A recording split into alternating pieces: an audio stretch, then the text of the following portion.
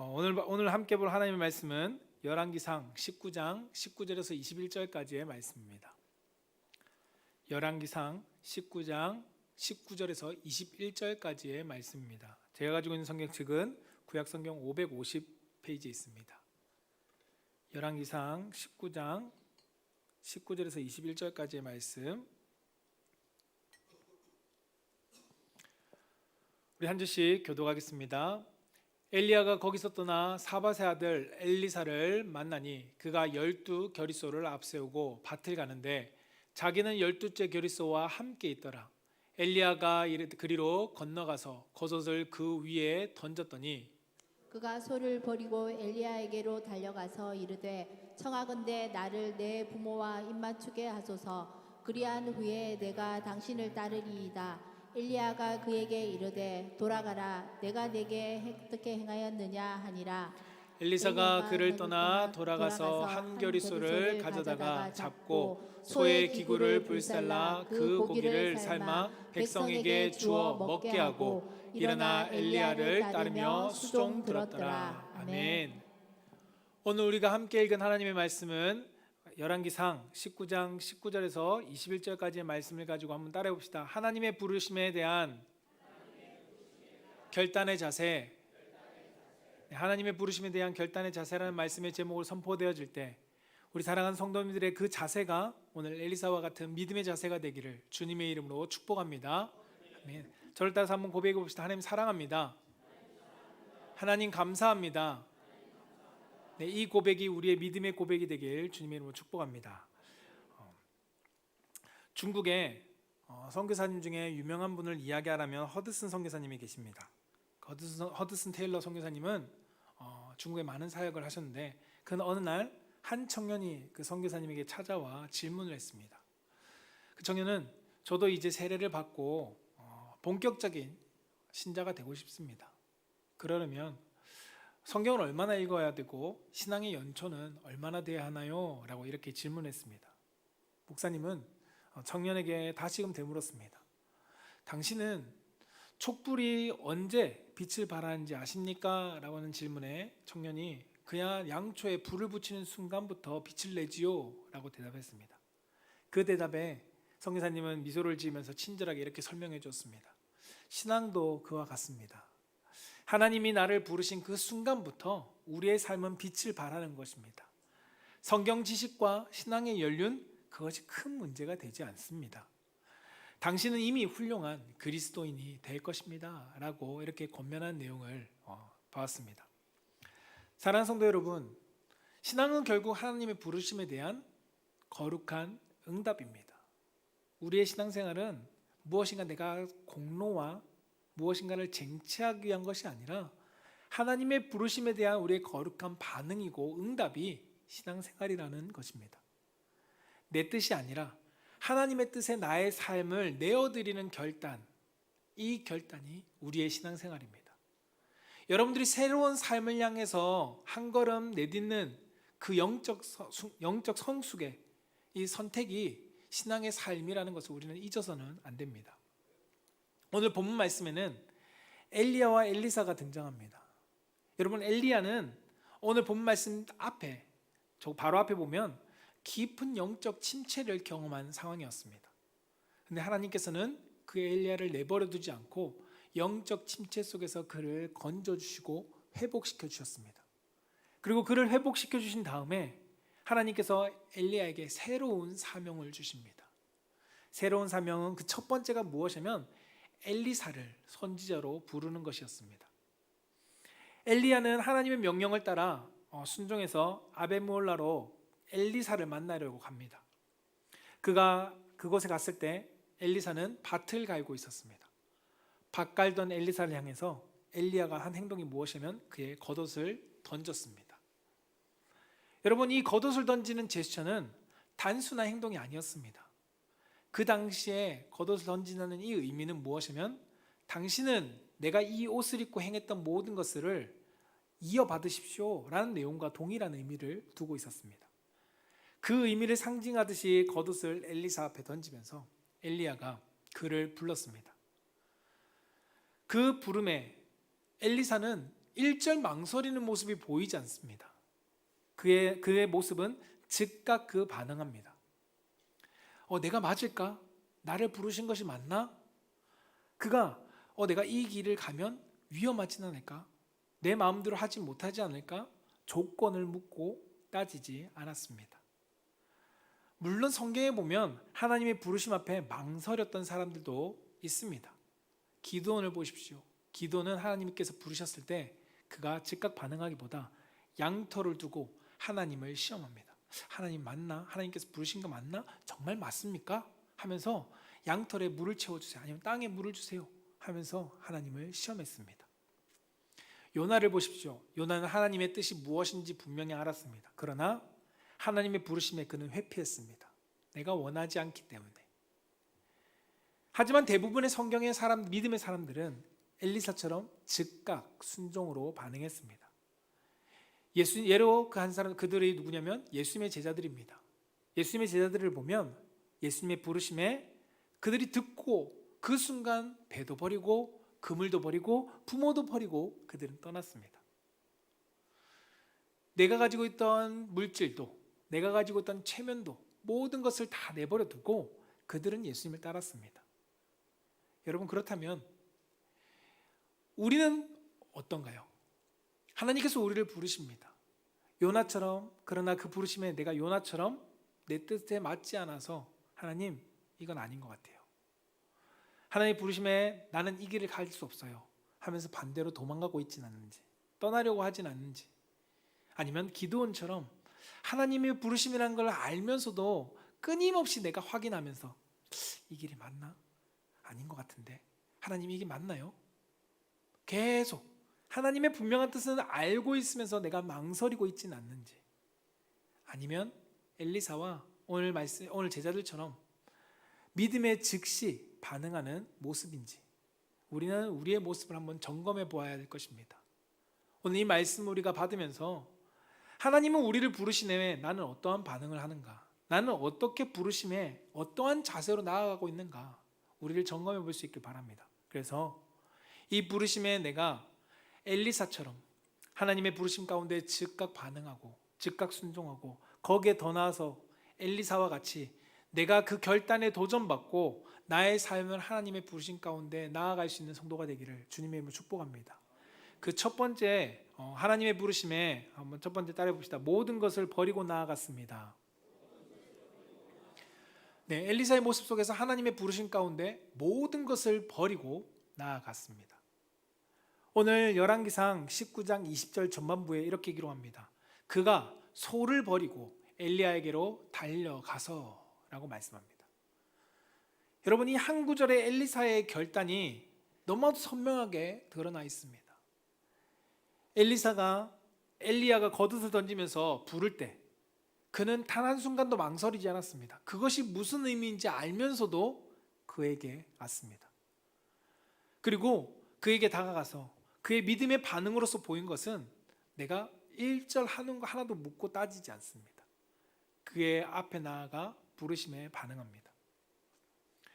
예수님의 제자들도 성경에서 보면 동일합니다. 마태복음 14장 18절에서 22절에 보면 갈릴리 해변에 다니시다가 두 형제, 곧 베드로라는 시몬과 그 형제 안드레와 바다에 그물을 던지는 것을 보시니 그들은 어부라. 그리고 그 말씀하시되 나를 따라오라 예수님께서 부르셨습니다. 그러니까 내가 너희를 사람 낚는 어부가 되게 하리라 하시는 이 말씀에 두 사람 베드로와 안드레가 어떻게 했다고요? 20절에 그들이 곧 그물을 버려두고 예수를 따르니라. 그들이 이 그물은 내 생업을 유지하던 그것입니다. 그것을 버려두고 예수를 따랐다는 것입니다. 그리고 21절에 얼마 가지 않아서 거기서 더 가시다가 다른 두 형제, 곧 세베대의 두 아들 야고보와 그의 형제 요한이 그의 아버지 세베대와 함께 배에서 그물 깃는 것을 보시고 부르시니 22절에요. 그들이 곧 배와 아버지를 버려두고 예수를 따르니라. 여러분, 예수님께서 제자들에게 따라라 라는 말에 그들이 일절 하나 재지 않고 따랐습니다. 베드로와 안드레는 그물을 버려두었고 야고보와 요한은 배와 아버지를 버려두고 따랐습니다. 이것은 하나님의 부르심의 순간에 그들은 자신이 붙들고 있는 모든 것을 내려놓았다는 겁니다. 내 것을 내려놓고 그 부르심에 반응했습니다. 예수님은 제자들에게 그리고 우리에게 이렇게 말씀하십니다. 누가복음 14장 33절 함께 읽어볼까요? 시작. 이와 같이 너희 중에 누구든지 자기 모든 소유를 버리지 아니하면 능히 내 제자가 되지 못하리라. 아멘. 너희 중에 누구든지 자기의 모든 소유를 버리지 아니하면 능히 내 제자가 될 수 없다 라고 말씀합니다. 여러분, 예수님께서 말씀하신 이 핵심은 분명합니다. 무엇인가를 꽉 쥐고 있는 그 사람은 제자의 길을 걸어갈 수 없다는 겁니다. 우리는 예수님을 잘 믿고 싶어 합니다. 예수님의 제자로서 살아가고 싶어 합니다.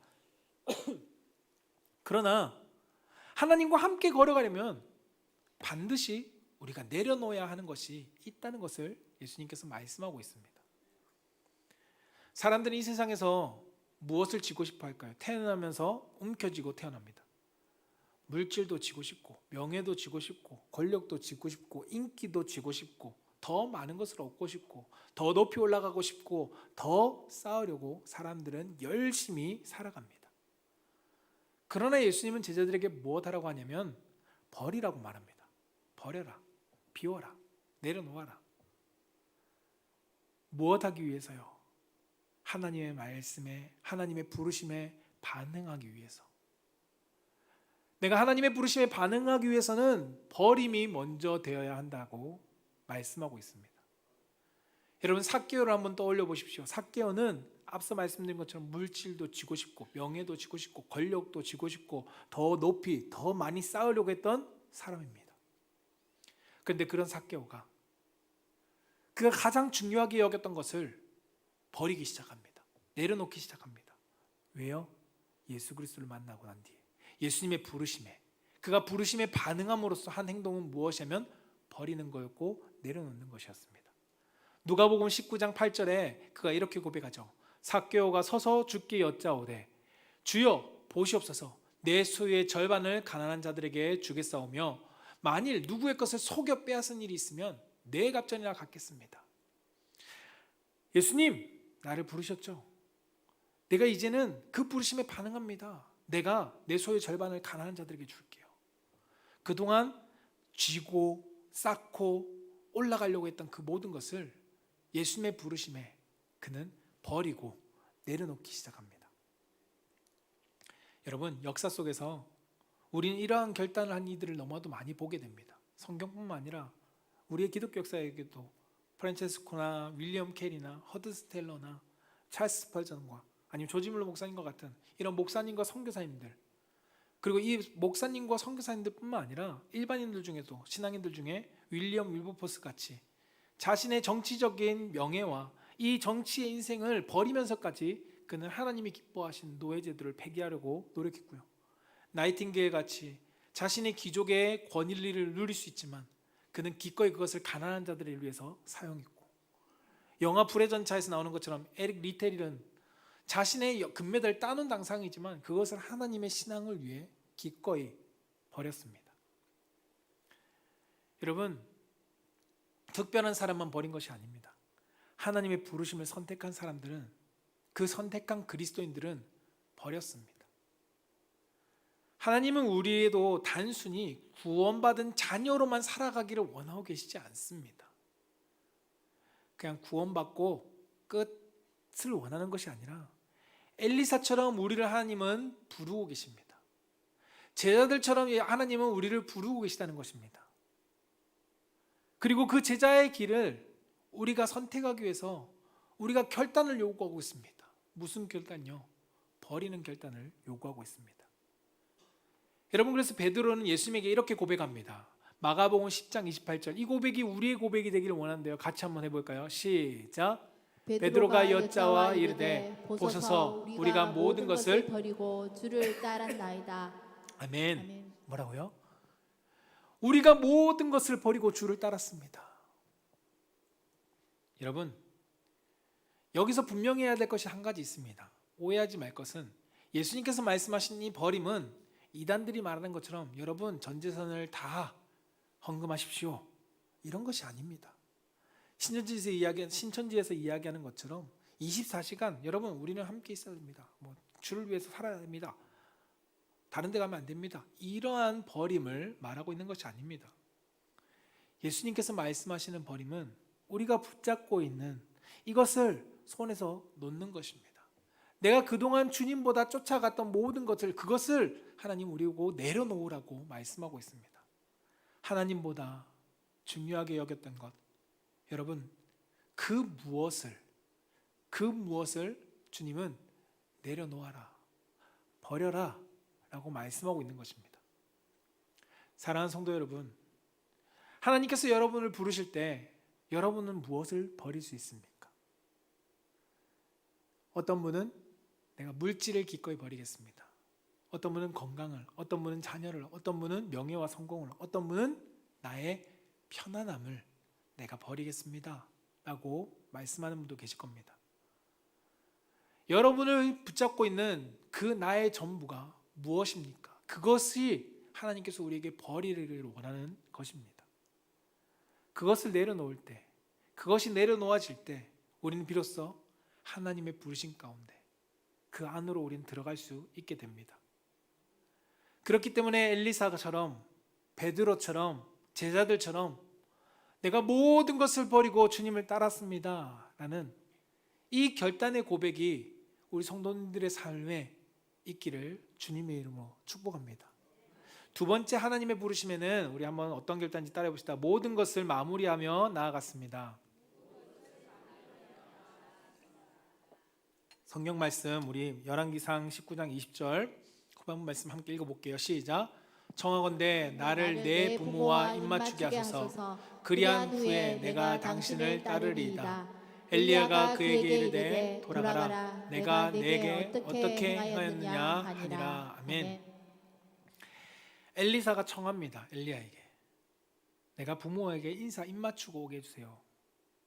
여러분 결단한 그가 부모에게 입맞추기를 요청합니다. 여러분 당시 유대 사회에 입을 맞춘다는 것은 무엇이냐면 인사입니다. 인사. 내가 부모에게 인사하고 오게 해주세요. 근데 이 부모에게 인사하는 것은 단순한 예의상의 인사가 아니었습니다. 내가 부모님, 어머니, 아버지 내가 잠깐 떠났다 올게요, 이 인사가 아니라 이젠 작별 인사를 말하는 것입니다. 내가 더 이상 부모로의 자녀로서 내가 살아가는 삶을 선택할 수 없게 되었습니다. 내가 이제는 하나님의 사명을 감당하는 자로서 부모님을 떠납니다. 이제 안녕히 계십시오 라는 마지막 결단의 인사입니다. 엘리야도 엘리사의 그 마음을 알기 때문에 그래 돌아가라. 내가 내게 어떻게 행했느냐라고 말합니다. 바로 이제 너의 삶이 달라질 거다. 그 사실을 기록하면서 너 인사하고 와 라는 그 의미로 대답합니다.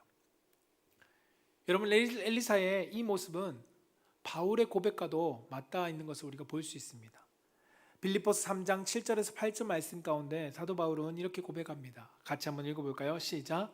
그러나 무엇이든지 내게 유익하던 것을 내가 그리스도를 위하여 다 해로 여길 뿐더러 또한 모든 것을 해로 여김은 내 주 그리스도 예수를 아는 지식이 가장 고상하기 때문이라. 내가 그를 위하여 모든 것을 잃어버리고 배설물로 여김은 그리스도를 얻고. 아멘. 바울은 다메섹 동상에서 예수님을 만나고 예수님의 부름을 받는 순간 자신의 과거, 내가 율법을 위해서 열심을 냈던 그 모든 것, 내가 명예와 유대인들의 이 전통을 지키기 위해서 옳다 여겼던 그 모든 것, 그것을 그는 버렸습니다. 버리고 마무리 지었습니다. 내가 이제는 율법, 유대인의 전통으로 살아가지 않겠다. 그는 결단합니다. 나는 복음으로 새로운 삶을 살아가겠다. 내가 아는 지식이 가장 고상하다. 무엇을? 예수 그리스도를 아는 지식이. 그 전까지는 유대인의 율법이 가장 최고라고 여겼는데 아니 이건 이제 마무리다. 나는 이제 그리스도의 복음으로 내 삶을 새롭게 시작하겠다라고 그는 결단합니다. 여러분 하나님의 부르심에는 끊음이 필요하고요.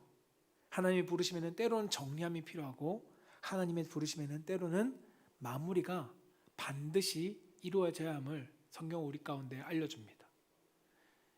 이전의 삶을 그대로 붙들고는 우린 갈 수 없습니다. 새로운 길을 향해서 갈 수 없습니다. 히브리서 저자도 이렇게 말씀합니다. 히브리서 12장 1절에 같이 한번 읽어볼까요? 시작. 그러므로 우리에게 구름같이 둘러싼 허다한 증인들이 있으니 모든 무거운 것과 얽매이기 쉬운 죄를 벗어버리고 인내로써 우리 앞에 당한 경주를 하며 아멘. 아멘. 모든 무거운 것과 얽매이기 쉬운 죄를 벗어버리라 라고 말씀합니다. 무엇하기 위해서요? 우리 앞에 이제 새롭게 맞닥뜨릴 경주를 위해서. 모든 무겁고 얽매였던 내가 붙들고 있던 모든 것들을 이제 마무리 지어라는 것입니다. 죄의 육신의 삶을 마무리 지어라, 끊어라. 무엇을 위해서? 새로운 출발을 위해서. 여러분, 경주에 나아가면 반드시 이전 단계의 경주를 마쳐야 다음 스텝으로 넘어갈 수 있습니다. 마무리해야 다음 스텝의 경주를 뛸 수 있습니다. 마무리 없이는 다음으로 넘어갈 수 없습니다. 갈라디아서도 이 마무리를 이렇게 표현합니다. 갈라디아서 5장 24절에 그리스도 예수의 사람은 육체와 함께 정욕과 탐심을 십자가에 못 박았느니라 라고 말씀합니다. 십자가에 못 박았다는 것입니다. 무엇을요? 육체와 함께 하던 모든 것, 정욕과 탐심으로 살아가던 모든 것, 내가 십자가와 함께 못 박았다. 마무리 지었다는 겁니다. 여러분, 십자가에 못 박는 일은 의지적으로 내가 끝났다는 것이고 정리했다는 것이고 마무리했다는 의미와 동일합니다. 어떤 사람에게 벗어놓아야 하는 것이 있고 어떤 사람은 놓아주어야 하는 것이 있고 어떤 사람은 끊어야 하는 것이 있습니다. 어떤 사람에게는 그것을 도려내야 하는 것이 있습니다. 하나님의 부르심은 여러분 가운데 새로운 시작을 요구합니다. 새로운 시작은 여러분 반드시 이전의 것을 마무리하여야 합니다. 마무리를 요구합니다. 왜일까요? 마무리 없는 순종은 존재할 수 없기 때문입니다. 내 육적인 삶의 마무리가 되지 않고는 하나님의 뜻에 순종할 수 없기 때문에 마무리를 요구하십니다. 하나님은 완전히 정리된 나의 마음을 가지고 그 사람을 통해서 새로운 일을 만들어 가십니다. 오늘 엘리사를 부르신 것은 그의 삶의 이전의 자신의 삶의 모든 것을 정리하고 이제는 어떠한 삶으로요? 선지자라는 새로운 삶을, 그 사명을 감당하기 위해서 그에게 마무리시키십니다. 사랑하는 성도 여러분, 혹시 아직 마무리하지 못한 영역이 있지는 않으십니까? 육적인 자랑, 내 편안함, 나의 익숙함, 내 기준, 내 삶의 방식, 내 정욕과 내 탐심 등 내가 내려놓지 못한 관계들, 여러분, 이것들이 하나님의 부르심 가운데 여러분들이 걸림돌이 된다면 우리는 오늘 엘리사처럼 깔끔하게 정리할 수 있어야 합니다. 놓아주어야 합니다. 그리고 마무리하고 끊어내야 합니다. 그때 우리는 하나님의 부르심의 은혜의 자리를 향해 나아갈 수 있습니다.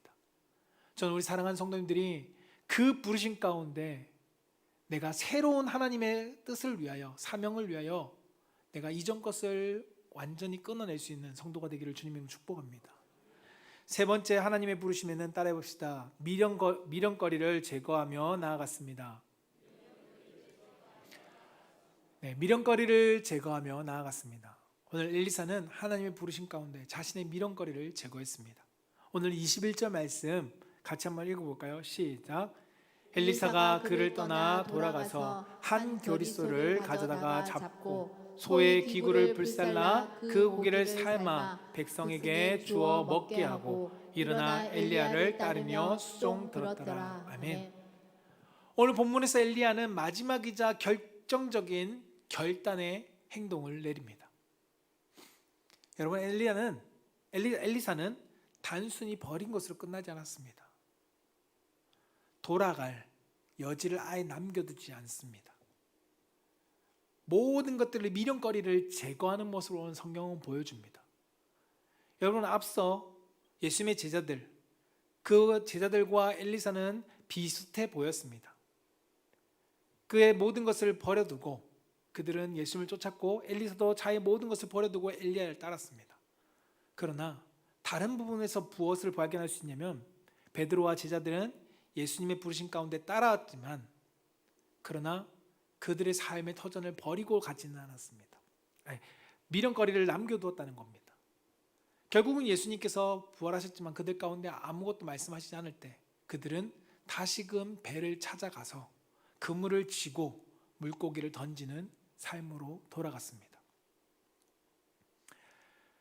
갈릴리 바다에 돌아가서 예전의 삶으로 돌아갈 여지들을 그들은 남겨뒀고 결국은 그들이 그 여지거리를 미련거리를 붙들고 다시 옛 삶으로 돌아갔던 모습을 성경은 보여줍니다.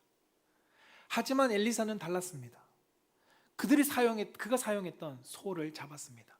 12교리소 중에 그가 12번째 소를 끌던 그것을 엘리사가 결단하며 따르기로 결심했을 때 그 소를 잡았고 그리고 그 기구를 불태웠습니다. 그리고는 그것을 자신의 주위에 자신의 삶의 근처에 아예 사라져버리게 만들었습니다. 과거에 자기 자리에서 지체하지 않고 없애버렸습니다. 엘리사는 이렇게 말하는 것과 아마 같았을 것입니다. 나는 더 이상 돌아갈 것이 없습니다. 나는 돌아갈 미련둘 것이 없습니다. 하나님의 부르심 외에는 다른 선택지가 이제는 없습니다. 라고 고백한 것과 같았을 것입니다. 여러분, 여호수아도 이스라엘 백성들 가운데 같은 결단을 요구합니다. 여호수아서 24장 14절 말씀 같이 읽어볼까요? 시작. 그러므로 이제는 여호와를 경외하며 온전함과 진실함으로 그를 섬기라. 너희의 조상들이 저 강 저쪽과 애굽에서 섬기던 신을 치워버리고 여호와만 섬기라. 아멘. 여러분, 여호수아와 이스라엘 백성들은 가나안 땅에 들어와 있습니다. 그런데 그들을 향해서 결단을 요구합니다. 마지막 결단. 너희들이 이제 다 들어오고 점령했는데 마지막 내가 죽기 전에 너희들 가운데 결단을 요구한다. 무엇이죠? 그동안 숨기고 남겨뒀던 미련거리, 저 애굽에서 섬기던 신들, 저 강 저편에 섬기던 신들을 이제는 너희들 가운데 제거해라는 겁니다. 그동안 긴가민가 했던 하나님일까 이것일까 내가 놓지 못했던 그 저울질에서 이제는 야 미련거리 제거해. 이제 끊어내고 하나님과 함께 여호와만 섬겨라 라고 백성들 가운데 요청합니다. 그 우상을 보면 무엇이 떠올랐을까요? 애굽에서의 좋았던 것, 힘들었지만 그 가운데서 또 좋았던 것, 미련거리들을 생각나게 합니다.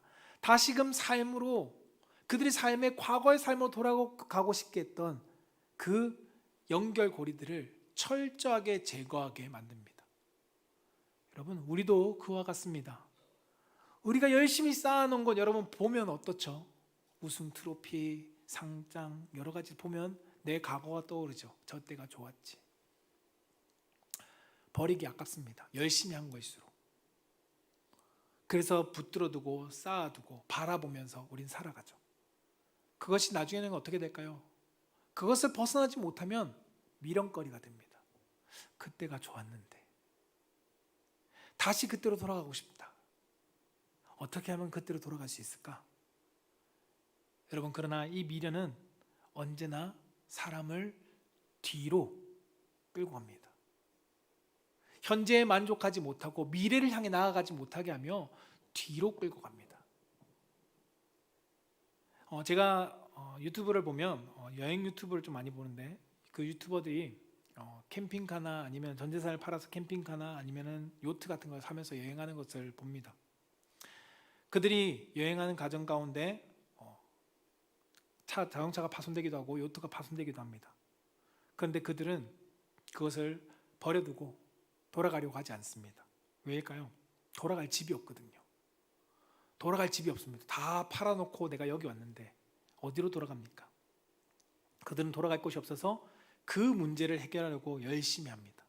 그리고 그 문제를 해결하면서 앞으로 나아갑니다. 그들에겐 돌아갈 안식처가 없습니다. 이곳이 그들의 안식처입니다. 여러분, 아마 믿음도 그렇지 않을까요? 우리가 진짜 믿음을 가진다면 미련거리를 없애버리면 우리는 앞으로 나아갈 수밖에 없습니다. 과거의 미련거리가 내 수중에 사라졌는데 나는 무엇을 바라보며 나아갈까? 내가 바라볼 것은 이제 앞으로 나아가는 것, 하나님만 바라보고 나아가야지. 엘리사처럼 미련거리를 제거하면 사명을 향해서 나아갈 수밖에 없다는 겁니다. 예수님도 분명하게 우리 가운데 말씀해 주십니다. 누가복음 9장 62절에 성경은 이렇게 기록합니다. 같이 한번 읽어볼까요? 시작. 예수께서 이르시되 손에 쟁기를 잡고 뒤를 돌아보는 자는 하나님의 나라에 합당하지 아니하니라 하시니라. 아멘. 손에 쟁기를 잡고 뒤를 돌아보는 사람, 미련을 가지는 사람은 하나님의 나라에 합당하지 않다. 하나님의 사명을 감당하기에 합당하지 못하다라고 성경은 말씀합니다. 자꾸 뒤를 돌아보면, 뒤를 돌아본다는 게 무엇일까요? 미련을 가지면 하나님의 부르심에 합당한 삶을 살아갈 수 없다는 겁니다. 그 대표적인 인물이 누굴까요? 아나니아와 삽비라입니다. 그들은 재산을 팔았습니다. 그런데 미련을 버리지 못합니다. 그 물질을 바라봅니다. 결국 미련을 버리지 못해서 결국은 믿음을 무너뜨렸습니다. 여러분, 사랑하는 성도 여러분, 여러분들의 미련거리는 무엇인가요? 여러분들이 혹시나 가지고 계시다면 미련거리는 무엇인가? 과거의 영광이십니까? 아니면 이전의 습관입니까? 아니면 내 편안하게 쌓아놓은 안락함입니까? 인정받고 싶어하는 모습, 내려놓지 못하는 사랑과의 관계, 물질. 여러분, 미련이 남으면 그 자리가 다시금 나를 붙잡고 뒤로 끌고 갑니다. 저 역시 사역을 하면서 좋은 교회에서도 많이 사역했습니다. 그 옛 사역지와 옛 사람들에 대한 미련을 버리지 못한 적이 있습니다. 그러나 하나님께서 저에게 새로운 사명을 주시고 담임 목사로 세우시는 순간 저의 마음에 결단을 하고 그들과 연락을 끊으면서 그때 비로소 하나님이 주신 자리에 전심으로 헌신할 수 있게 되고 하나님이 주신 은혜를 경험했습니다. 여러분, 우리 안에 미련을 제거해야 하나님의 부르심에 온전히 설 수 있게 됩니다. 하나님께서 오늘 부르신다면 뒤돌아볼 미련거리를 우리는 정리하고 앞으로 나아가는 성도가 되어야 한다는 것입니다. 저는 우리 사랑하는 성도님들이 나의 삶의 미련거리들, 내가 이제는 예수님을 믿기로 결단했는데 미련거리, 저 담배만 보면 담배 피우고 싶은 미련거리가 된다면 철저하게 제거하는 것. 내 삶에 미련거리들이 있다면 여러분, 그것을 우리는 제거하는 것이 필요합니다. 제거해야 우리는 하나님의 부르심에 앞으로 결단하며 나아갈 수 있습니다. 저는 그 결단하며 나아갈 수 있는 성도가 되기를 주님의 이름으로 축복합니다. 말씀을 정리하고자 합니다.